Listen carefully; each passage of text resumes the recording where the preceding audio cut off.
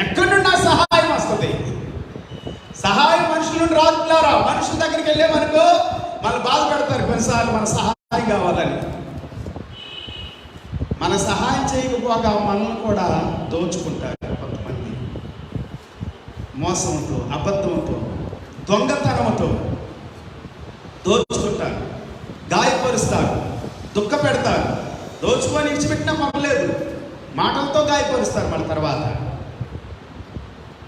తర్వాత వేదన గురి చేస్తారు, ప్రాణాన్నే తీసేస్తారు కూడా. అందుకే దావీదు భక్తుడు అంటాడు, జీవముతో ఉన్నప్పుడే నన్ను మింగాలని చూస్తున్నారు కొంతమంది నా శత్రువులు అని అంటాడు. ఎప్పుడంటండి? ప్రాణం